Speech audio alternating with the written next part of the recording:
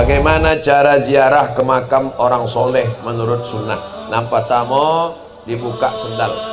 Jadi waktu mau masuk ziarah itu nan seelok-eloknya sendal dibuka. Tapi kalau becek, banyak duri, kotor, boleh pakai sendal. Dua, mengucapkan salam ketika sampai. Assalamualaikum ya ala diyar minal mu'minin wa inna insyaallah bikum lahiqun yarhamullahu al-mustaqdimin wal mustakhirin nas'alullah lana wa lakumul afiyah. Panjang mana bu ya? Ada nan pendek? Ada. Assalamualaikum ya alal kubur. Itu untuk bagi pemula. Dapat ibu yang punya duit, buatkan balihu segadang niko. Assalamualaikum ya alal diyar minal mu'minin wa inna insyaallah bikum lahiqun yarhamullahu al-mustaqdimin wal mustakhirin nas'alullah lana wa lakumul afiyah. Indah para dua gambar ambo di situ. Dibuat baliho gadang di tapi makam di kampung awak supaya setiap orang nan lalu nampak. Kalau musim-musim pilkada rancak jo coblos nomor lebih bermanfaat, nampak orang jadi amal jariah. Assalamualaikum ya ala diyar minal mu'minin wa inna insyaallah bikum lahiqun yarhamullahu al-mustaqdimin wal mustakhirin nas'alullah lanakumul afiyah. Tiga, membacakan kul wallah sabaleh kali, kul ambil falak sekali, kul rabbin nas sekali, al-fatihah sekali, ayat kursi sekali. Dalam kitab At-Tazkirah ditulis Imam Al-Qurtubi, kul huwallah sabaleh kali, kul rabil falak sekali, rabbin nas sekali, al-fatihah sekali, ayat kursi sekali. Habis itu awak berdoa, ya Allah sampaikanlah pahala bacaan yang ambo baca kul huwallah. Tidak bisa kul huwallah, tidak bisa kul huwallah sabaleh 3 kali. Karena satu kul huwallah sama dengan sepertiga Al-Quran. 3 kali berarti sekhatam Quran. Indak juga bisa Al-Fatihah. Al-Fatihah indak juga bisa Innalillah. Ya Allah sampaikanlah pahala bacaan ambo Al-Fatihah kepada almarhum fulan bin fulan. Allahumma fir lahu warhamhu wa'afihi wa'fu anhu wa akrim nuzulahu waj'al jannata mathwahu. Allahumma ij'al qabrahu rawdatan min riyadil jinan la taj'al qabrahu hufratan min hafarid niran. Bagi yang hafal, bagi yang tak hafal pakai bahasa Indonesia, lapangan kuburnya berikan dia, jauhkan dari azab kubur, selamatkan dia dari fitnah, selamatkan dia.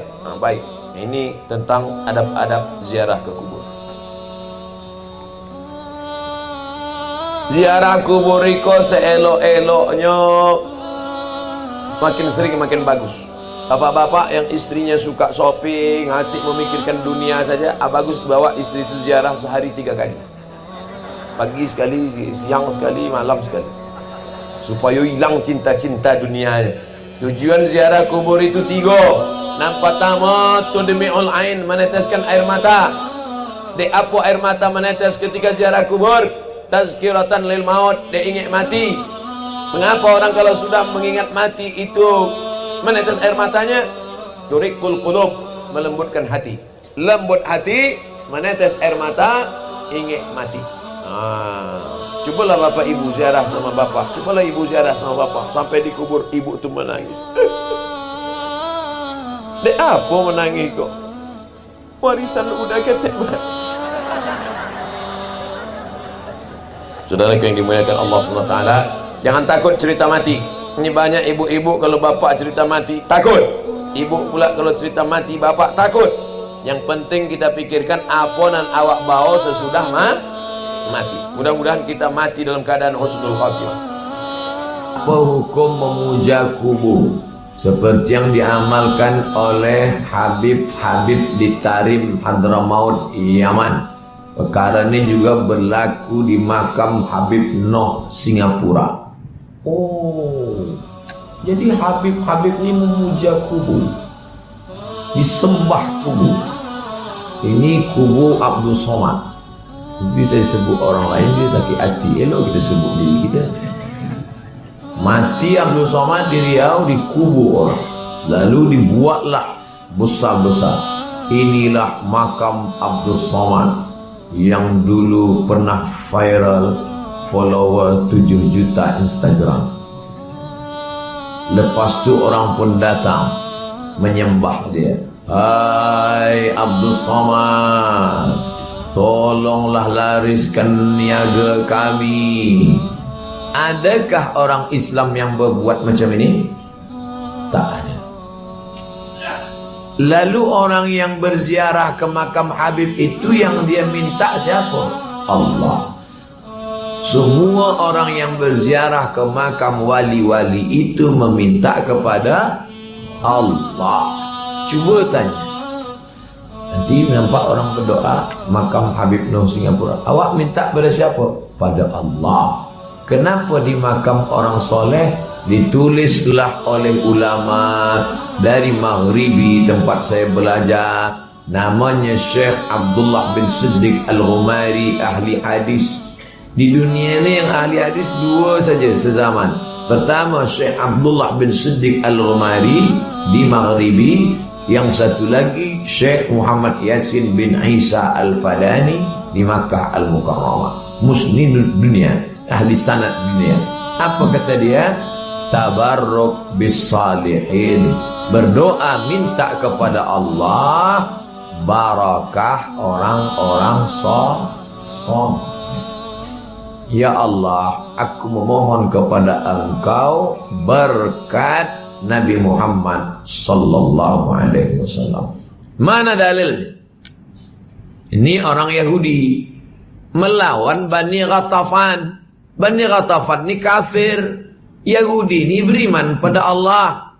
Manakala mereka berperang berdoa kepada Allah, mereka berdoa, ya Allah, tolong kami melawan Bani Ghatafan berkat Nabi yang akan kau utus di akhir zaman. Sebelum itu Nabi tak ada. Nabi belum datang lagi. Itulah makna firman Allah. Wa kanu min qablu yastaftihuna 'alal ladzina kafaru. Sebelum Muhammad sallallahu alaihi wasallam lahir, orang-orang Yahudi memohon pada Allah minta menang melawan Bani Ghatafan dengan menyebut nama dia. Assalamualaikum Ustaz Samad. Ya, kami dari Masjid Al-Ikhlas nak jemput Ustaz. Boleh ke Ustaz datang bulan ini ke Kuala Lumpur? Mohon maaf, saya boleh datang bulan Desember 2020. Oh, lamanya. Tak boleh datang? Tak boleh. Tapi saya ni dekat dari Kapten Razak. Oh, boleh. Kenapa tiba-tiba berubah?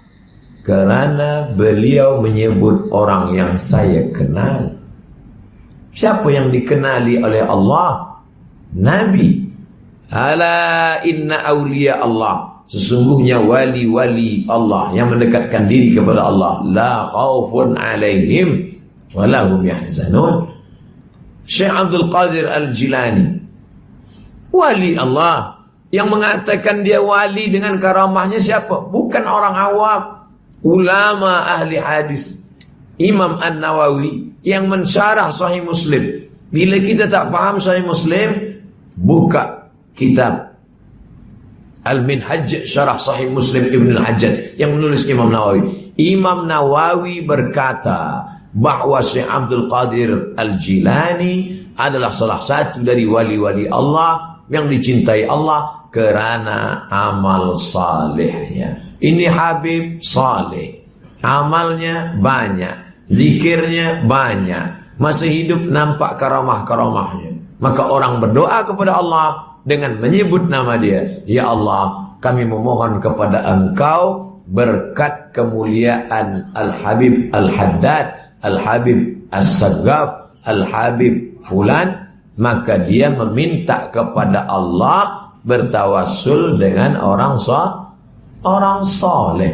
Bila nak tengok pembahasan ni panjang lebar, baca kitab Al-Mawsu'ah Al-Yusufiyah fi Adillatis Sufiyah. Orang yang bertawassul itu bukan bertawassul dengan jasadnya, tapi bertawassul dengan kedudukan dan amal solehnya. Tapi memang betul orang ni soleh, bukan salah. Kenapa awak bertawassul dengan dia? Sebab dia boleh berjalan di atas air, terbang di atas awan, tapi tak sembahyang. Oh, tapi tak boleh.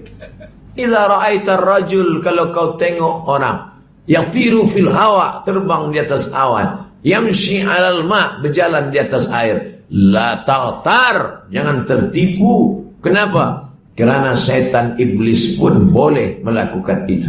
Oleh sebab itu, para habaib tidak pernah disembah, para habaib tidak pernah dituju.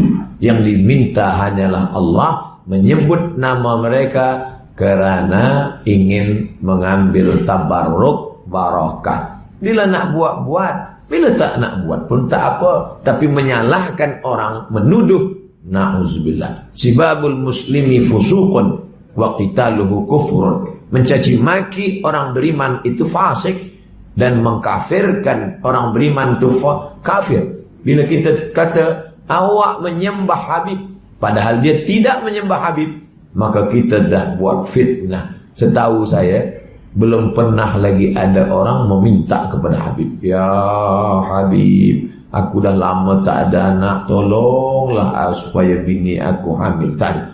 Yang ada, aku memohon kepada engkau ya Allah, berkat kemuliaan Nabi Muhammad, berkat kemuliaan wali-wali Allah.